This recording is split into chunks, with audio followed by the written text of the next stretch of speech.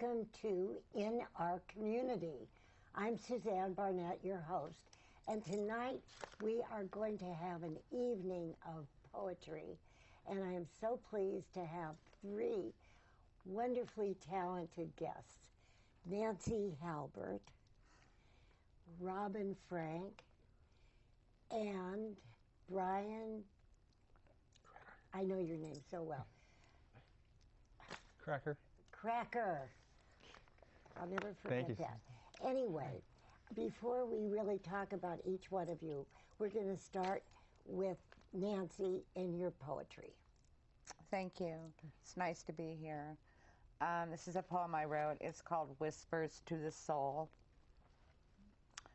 In her aloneness, she saw the stark separateness of a snowy egret against the gray sky, walking slowly through the lake after the others had flown away. The casting of the darkest shadows across the lake, from cloud blocking the sun. The winter flight of birds flying together, first one way and then the other, as if dazed and confused. The people who walked alone, while she stood at the end of the pier before it happened. She thought of the times they had walked here together, before she discovered she loved someone. He denied one piece of reality after another. She stood until the sun set, streaking the sky golden red, as she looked like blood. And when she put her head in her hands and cried, hoping to stay alive, she heard it. Her name like a wave lapping across the lake, a little ripple. At the same time, a friend was thinking of her, someone who really loved her, carried their love across to her like a gentle wind. She heard it again, but she looked around to see if someone was there, but no one was. Nancy, you wrote that all yourself. Yeah. What inspired you to write it, if you don't mind my asking? Well, I was going through a period of loss, and so it came out of an emotional place. And I also had friends who, were going through similar things. And I'd taken a walk at the park, and it was very pretty there, and they had a pier there, and I got the idea there. Well, I want to tell the audience that you are a mother of a son. You're a tennis player, you're a flutist, and a homemaker. Right. And that's a lot. Well, not all in one day. No, okay. But we're going to come back to you. Thank you. And now we have Robin Frank. I know a lot about you, Robin. So you are Mark Isaac Potter right now? Yes, I'm pretending to be Mark. Yeah, but in your real life, you are an associate, a media associate at KMVT. Right. You're very talented. You're musical, and you know a lot about a lot of things, electronics, right? Yes. Okay, please read. Okay, John, the father, is no slouch either. His pants leg has caught on under the leg of a coffee table, but which leg of the coffee table? The coffee table is sitting at an angle to the couch, such that the right side of the coffee table is closer to the couch. It is the leg most closest to the couch. Now, this is a Mark Potter, a paragraph from one of Mark Potter's short stories. Yeah, well, could you tell us a little bit about Mark Isaac Potter? Well, Mark is a wonderful gentleman that helps out as a volunteer to KMVT. I know he's helped you out. He's helped me out. I believe he's helped Brian here out. And he writes poetry. He's a student and a teacher of Zen, and all around a nice guy. All around. That's good description. Okay, and now we have Brian Kraker. I remembered. Okay, and, Brian. So I'll be reading Mark Isaac Potter's poem, Radio. The radio, poised firmly on a wobbly card table, hesitated, a rooster, unsure if it is morning. Unsure if it is morning, Lucy rolls over, Today as yesterday, there is no job to go to, no car left to start, no leftovers in the fridge to find, and no daughter to get off to school. Like a canary escaping the mine shaft, she too has flown, leaving a radio, a refrigerator, a table, and her mother who lost her job. That's kind of depressing. Well, you know what I was thinking? How we wrote this? How? Is it's almost like an announcement saying to people, this is going on in the world, and pay attention, and these things are happening. So it's more kind of like a broadcast and sharing the information. It's not that it's actually happening to that person that's writing it, but a representation of what's actually other people are experiencing. And I think that's really a very higher level of writing when you can write about other people, rather, because a lot of writers tend to write about themselves. I do. Yeah, that's a lot of my poems. Well, not only that, but you also are a poet. You're a caregiver. You're a camera person. So tell us about you. So there's a lot of things that I've done, but just basically focusing on helping people, sharing information, and working on bettering myself and what's around me. But what is it like to be a caregiver, Brian? You kind of have to be ready for anything, because there's a lot of different situations with different clients or patients. They have certain health needs or concerns, and sometimes there's things that come up that are unexpected, and you have to improv and figure out ways to get them to be able to be at home and improve their situation. And sometimes then you also have to, if things need other more, not experts, but higher level of care and actual medical attention, and you have to go call the experts in and get them the proper care. Would you say that's a very fulfilling job for you? Yeah, it's. Yeah. Does it help you with your writing and poetry, do you think? Yeah, connecting to people, because it's something I need to work on with connecting. I would to people. think so. Okay. Miss Nancy, how about another poem, please? Okay, this is another one from Mark Potter. I've read a few of his poems. It's my favorite of his. It's called Dancing. Sitting in a coffee shop, I looked out the window. A maple tree and a beautiful woman, each garner my attention in their own way. The maple tree in this way. When I was a child, I walked out of our house with its reddish-brown paint. The maple tree would greet me, grounded, reassuring, with brilliant color, with winged seeds that danced to the ground.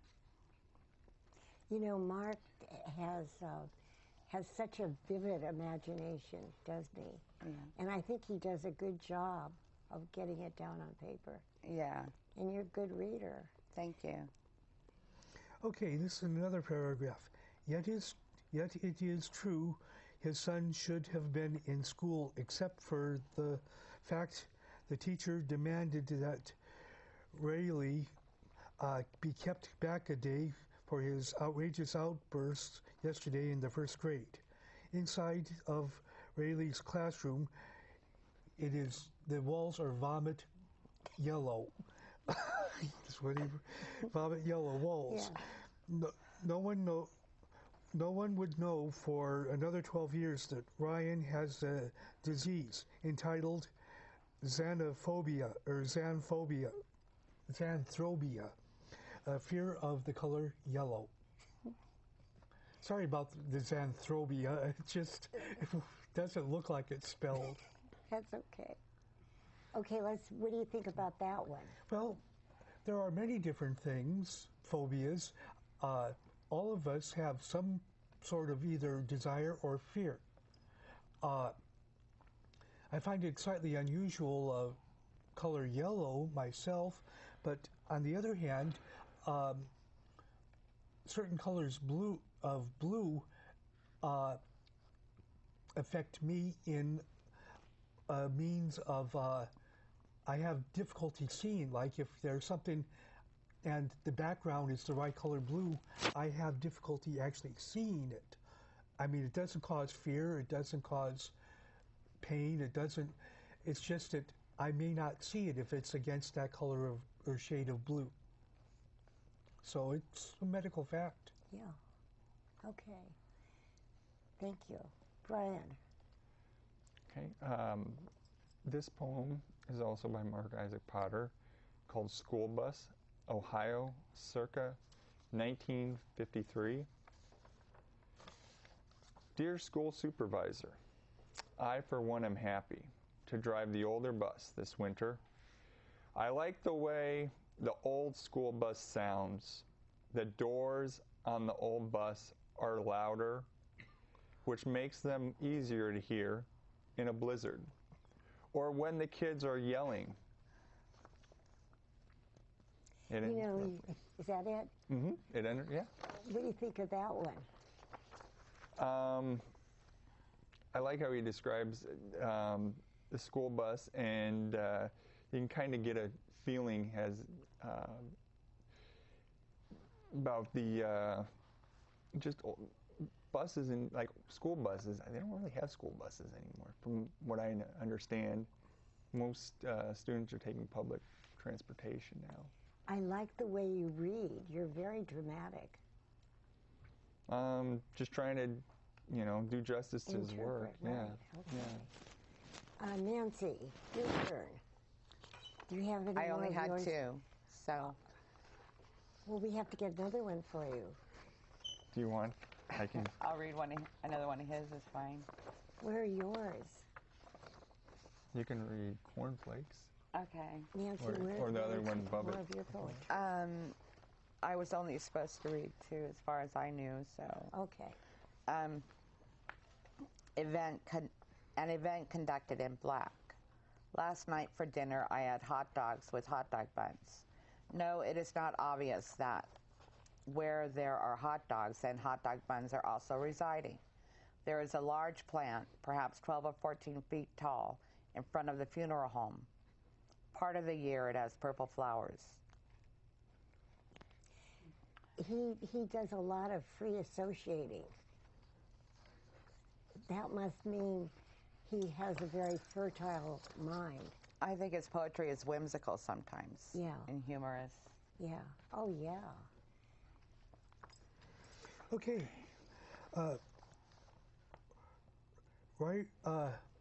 Rayleigh has noticed that when his father reads a story, the story is never the same. That is to say, the story is never the same as the last time his father read it to him. Father John's version of the story is not even remotely similar to any versions that Mother, Sister Alicia read to him, versions that Mother, Sister Alicia, and even Grandma Bailey are very similar, approaching identical. When Father reads a version, it's not only different from their version, but noticeably different from any version that Father has previously read. How would you explain that one? Father is not reading the story, he's making up a story, and he doesn't remember the last Whopper he told him. Basically, that's what I would guess. Could you imagine yourself writing poetry? For me, that would be difficult. It would be more apt to write a story, just as a story. But Mark is definitely, like you said, free association, whereas I have to have a form based in logic, like I'm going to go from point A to point B to point C, conclusion. I would be more traditional if I were to be writing something. Why don't you try it sometime? Because you seem to enjoy it. Oh, we all enjoy it, but Yeah. Generally speaking, like Brian over here said, most writers tend to write about themselves. My thing is, I like keeping myself in the. We all have things in the closet. I'm keeping mine in the closet. Ooh. And only letting it out on rare occasions. That sounds intriguing. Oh, yes. Okay. Brian. You read that so well. I mean, you did great with it. Oh. Yeah. It's a lot. It's very, it's a mouthful to read all. Oh, yeah. It goes back and forth, back and forth. Yeah. So this is called Marriage. And marry me. I'm a worthless man with a raging sex drive, like the great French of the past ages. I don't bathe. Marry me. I work at McDonald's 2 days a week. I love Blink 182. Or would you marry me if I said this? Marry me. I gave Florence Nightingale one of my kidneys. I was the inspiration for James Tate's The Oblivion Ha Ha. I think I'm supposed to laugh about that. I delivered mail to the Gettysburg Address. I gave Anthony Hopkins his penchant for warm tea. So now you see it, through the ages, good and bad men have found mates. Marriage is a wonderful coat that keeps warm the one who puts it on. Well, that's kind of nice. Yeah, it's sexy. Yeah. Yeah. I mean, it's just the way that he describes marriage, it makes sense, because you want to, have that companionship and, even people that, they say worthless, or, they're working at, a starter job, or, you can find somebody. There's always somebody out there. You're right. So, Have you found anybody? I found people, but it didn't. It wasn't for long term. So we'll see. I've got friends. Of course you do. Do we have another poem for Nancy? She's cornflakes, is she? Oh, okay. I've got one left. Sorry. Well, I have another one because I don't have all of the cornflake one, but there's another one. I think Somewhere a telephone booth is jumping to its death.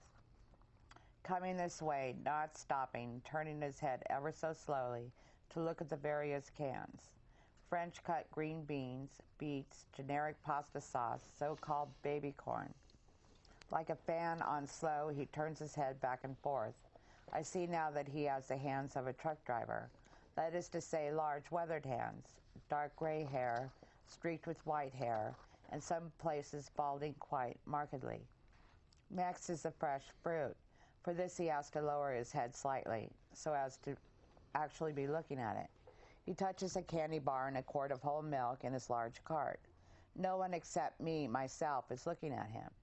I want to go up to him. I want to ask him if he is looking for something in particular. Instead, I am distracted by a sale on cornflakes.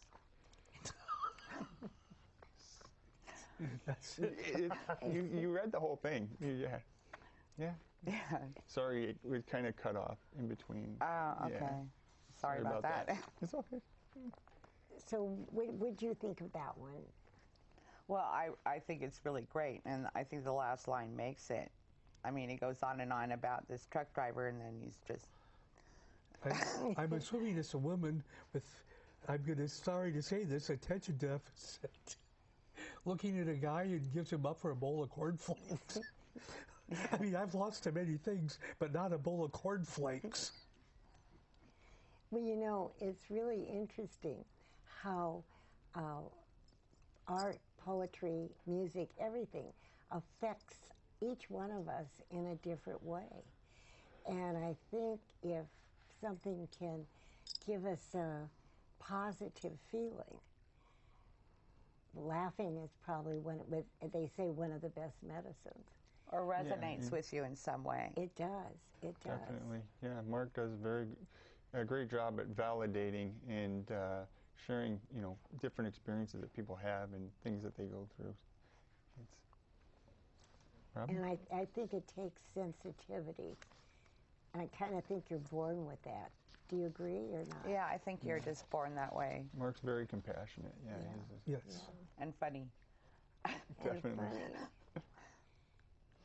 Okay. Rayleigh was in the car with the family members from another town.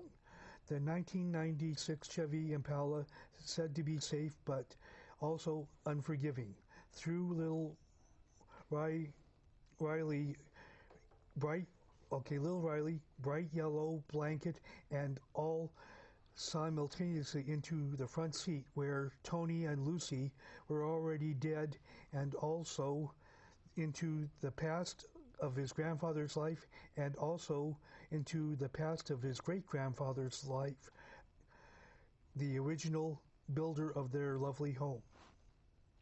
They were dead in the car. Yes, it implies a car accident, and what happened was Riley was a small kid wrapped in a yellow blanket, and he was thrown from the back seat into the front seat, and the people that were driving the car were killed instantly, I'm assuming. Quite a traumatic thing for a little kid, which would explain his phobia of yellow from the very first paragraph in this story. Good interpretation, I'm sure. Well, it's funny. Like when I was a kid, everyone safety belts came out. And sure enough, the safety belt broke and my knee went through the dashboard in a car accident. Really? Oh, yes. Knee went right through the dashboard and safety belt broke. My goodness. So it took them a while to figure things out, I guess. Yeah. And, when we were all kids, when we were first kids, safety belts didn't exist. I'm not sure about you, but for us, they didn't exist. And all this stuff started coming in. And we were in the back, we were thrown in the back seat just playing. I have, at the time I had a sister and a real baby sister, and Mom just laid Barb in the back seat, and Marge and I were playing with each other in the back seat also, while Dad drove and Mom over to Grandma's house we went. And you should write, I think. You've got a lot of information about a lot of things. Robin, a new career coming up. Okay. Okay. This one is called Zoot Suit. It's a little bit longer, so I hope we've got time. The smoke is rising. Harold sits. November 12th, 1941. Not on the left bank in Paris, not in the trendy coffee shop, but rather in a truck stop diner, just outside Huron, Ohio. Routes 2 and 6, puffing away. His poem is of love, dark shadows, and bright, unredeemable light.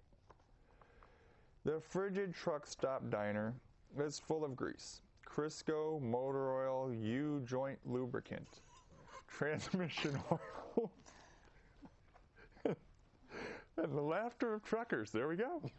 Who don't have to go home? The delicious, thick, terrible coffee spills through the pages of his yellow pad. There goes yellow again. As he tries to write an infraction, as he tries to write something poetically akin to wrongdoing, the truckers give him the courtesy, ignoring him, of pretending to be ignorant of poetry anywhere. Their truck motors hum outside, staying warm in their ambient, Ambient, maybe. pentameter. I got that? Crows defecate in their favorite places, windshields and driver's seats. Mildred dumps more coffee in each coffee pot. As Bart curses about his loaves of chickens, as our cook Horatio tries to balance 2 strips of old bacon on lettuce and tomato. Who orders a BLT in a truck stop, for God's sakes? He asks himself. Harold dissects his BLT into its many parts. He puts the bread naked onto the table, puts half a strip of bacon in his black coffee. One cycloptic 18-wheeler headlight glares down the black lines of his yellow pad. 2 slices of tomato, 2 shreds of lettuce sit overlapping, one on a small plate. That sounds like a drive-in movie theater that I remember in high school. I'm sorry to say it, but that sounds like a drive-in theater I remember. It sounds like a poet also that is looking at the harsh things going around, why he wants to write a poem or writing when everything else looks so opposite what he's trying to do. And there's a lot of that's a good interpretation. things going on. We are just about done. Well done. And we certainly first of all, we thank Mark for his unusual poetry. And I hope everybody has enjoyed it, I think, as much as we have. And I thank you, Nancy. I'll look forward to some of your poetry next time. And Robin, thank you so much for filling in. Pretending to be Mark. Okay. Yeah. And of course, Brian, I look forward to hearing your poetry. And you're also a writer. At times. Anyway, and I thank our crew so much. We always really acknowledge our crew because you guys are dedicated, devoted, and very good. And of course, I always say this with all my heart. I thank our audience for watching, and furthermore, I can't wait to see you next time. Bye-bye. Yeah.